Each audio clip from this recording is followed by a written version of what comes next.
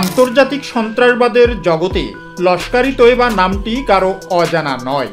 মুম্বাই হামলার মতো ভয়াবহ ঘটনার পিছনের এই সংগঠনটি আবারও খবরের শিরোনামে। সূত্র অনুযায়ী তারা নাকি ভারতের বিরুদ্ধে সরাসরি যুদ্ধ ঘোষণা করেছে। কিন্তু সবচেয়ে উদ্বেগের প্রশ্নটি হলো, এই নতুন অপারেশনের জন্য লস্কর কি বাংলাদেশের ভূমি ব্যবহার করতে চাইছে? এর ভূ রাজনৈতিক প্রভাব কি হতে পারে? ভারতের জন্য এর অর্থ কী এবং বাংলাদেশের জন্য কি অপেক্ষা করছে এক নতুন সংকট? আজকের ভিডিওতে আমরা এই সমস্ত প্রশ্নের গভীরে যাব এবং এই জটিল পরিস্থিতিকে বিশ্লেষণ করার চেষ্টা করব। আজকের ভিডিওতে আপনারা জানবেন এমন সব তথ্য যা মিডিয়ায় আপনি কখনোই শোনেননি। তাই শেষ পর্যন্ত ভিডিওটি দেখুন, কারণ শেষে লুকিয়ে আছে আসল রহস্য।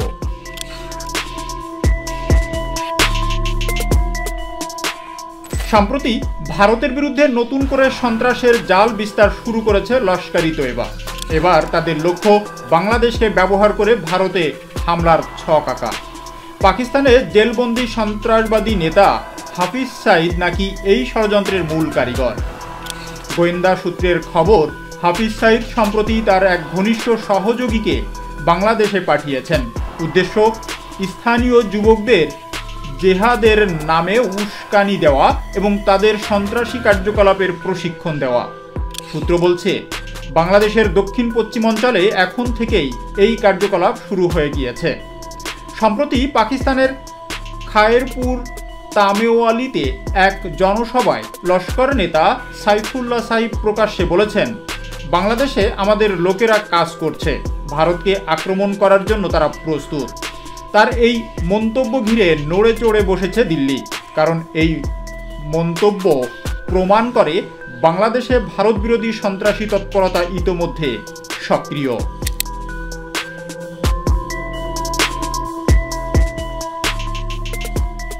সাইফুল্লাহ সাইফের বক্তৃতায় উঠে এসেছে আরও চাঞ্চল্যকর তথ্য। তিনি বলেন, আল্লামা ইবতিসাম এলাহি জহির সম্প্রতি বাংলাদেশ সফর করেছেন।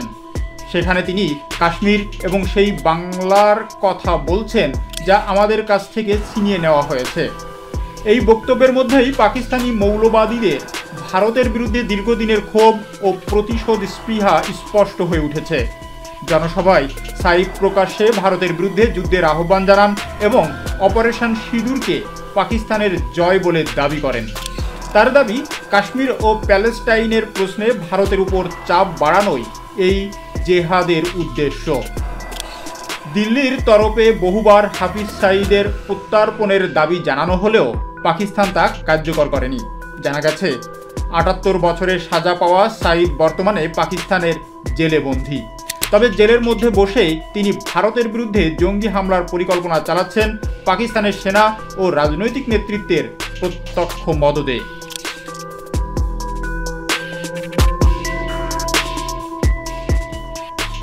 আন্তর্জাতিক নিরাপত্তা বিশ্লেষকদের মতে, বাংলাদেশে লস্কর-ই তৈবার সক্রিয়তা ভারতের জন্য বড় হুমকি। বাংলাদেশ সরকার যদিও প্রকাশ্যে জঙ্গিবাদের বিরোধিতা করে, তবুও সীমান্তবর্তী অঞ্চলে পাকিস্তানি প্রভাবশালী সংগঠনগুলির কার্যকলাপ ধীরে ধীরে বাড়ছে। বিশেষজ্ঞদের আশঙ্কা, হাফিজ সাইদের এই নতুন ছক ভারত বাংলাদেশ সম্পর্কের উপরও চাপ ফেলতে পারে।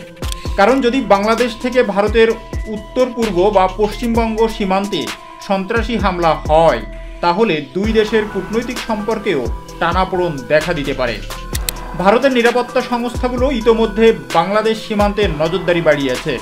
সন্ত্রাস বিরোধী ইউনিটগুলো লস্কর-ই তৈবার নেটওয়ার্ক খুঁজে বের করতে সক্রিয় হয়েছে।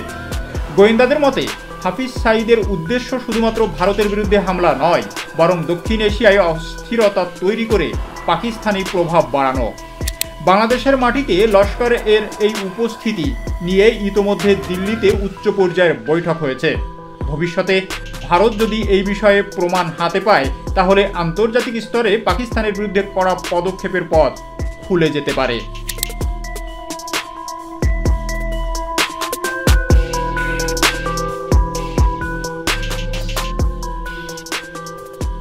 লস্কর-ই তৈবা, যার আক্ষরিক অর্থ ধার্মিকদের সেনাবাহিনী, পাকিস্তানের অন্যতম কুখ্যাত এবং প্রাণঘাতী সন্ত্রাসী সংগঠন।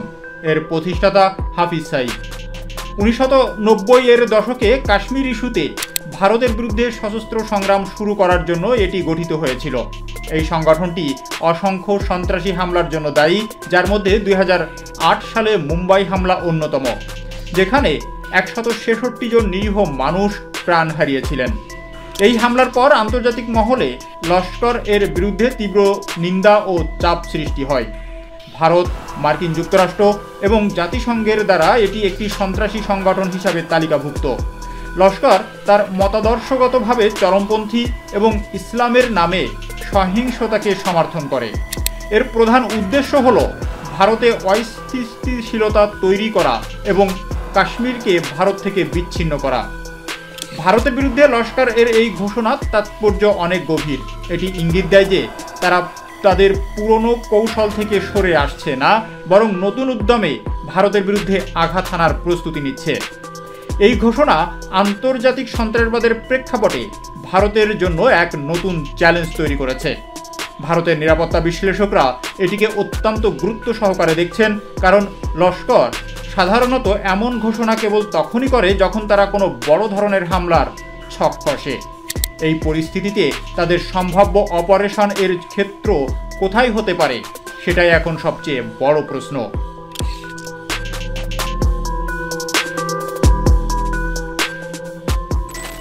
লস্করের সম্ভাব্য অপারেশনের জন্য বাংলাদেশের নাম কেন উঠে আসছে?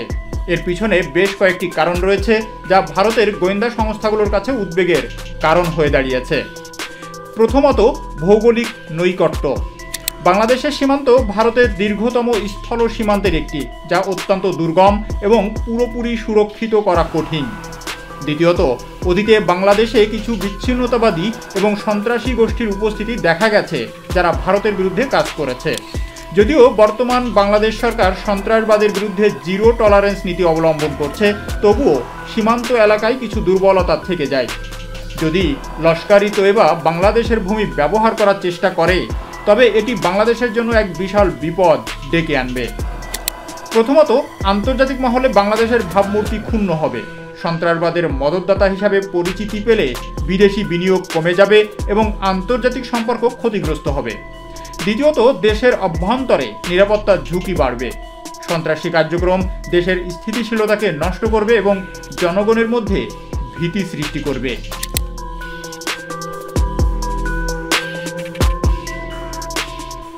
লস্করের এই যুদ্ধ ঘোষণার পর ভারতের নিরাপত্তা সংস্থাগুলো সর্বোচ্চ সতর্ক অবস্থানে রয়েছে।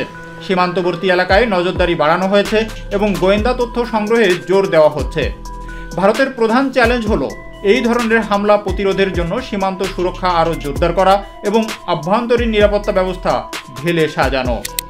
ভারতের পাল্টা কৌশলের মধ্যে রয়েছে প্রতিবেশী দেশগুলোর সঙ্গে গোয়েন্দা তথ্য আদান প্রদান বাড়ানো, সন্ত্রাসবাদ দমনে যৌথ অপারেশন চালানোর প্রস্তাব দেওয়া এবং আন্তর্জাতিক ফোরামে সন্ত্রাসবাদের বিরুদ্ধে কঠোর পদক্ষেপ নেওয়ার জন্য চাপ সৃষ্টি করা।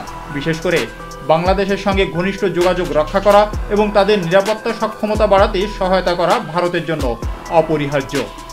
এই মুহূর্তে ভারতের লক্ষ্য হবে কোনোভাবেই যেন লস্কর তার পরিকল্পনা সফল করতে না পারে। লস্করের এই ধরনের যুদ্ধ ঘোষণা শুধু ভারত বা বাংলাদেশের বিষয়ে নয়, এই আঞ্চলিক এবং আন্তর্জাতিক ভূ রাজনৈতিক প্রভাবও রয়েছে। এটি দক্ষিণ এশিয়ার পরিস্থিতিকে স্থিতিশীলতাকে নষ্ট করতে পারে। যদি লস্কর বাংলাদেশের ভূমি ব্যবহার করে ভারতে হামলা চালায়, তবে এর ফলে আঞ্চলিক উত্তেজনার চরম আকার ধারণ করবে। পাকিস্তান, যার সঙ্গে লস্করের ঐতিহাসিক যোগসূত্র রয়েছে, আন্তর্জাতিক চাপের মুখে পড়বে। আপনাদের কি মনে হয়, লস্করের এই হুমকি কি সত্যি? বাংলাদেশ কি এই পরিস্থিতিতে নিরাপদ? আপনাদের মূল্যবান মতামত কমেন্টস বক্সে জানাতে ভুলবেন না। আমাদের চ্যানেলটি সাবস্ক্রাইব করুন এবং এই ধরনের আরও গভীর বিশ্লেষণমূলক ভিডিও নিয়মিত পাওয়ার জন্য আমাদের চ্যানেলটি সাবস্ক্রাইব করে বেল আইকনটি প্রেস করতেও ভুলবেন না।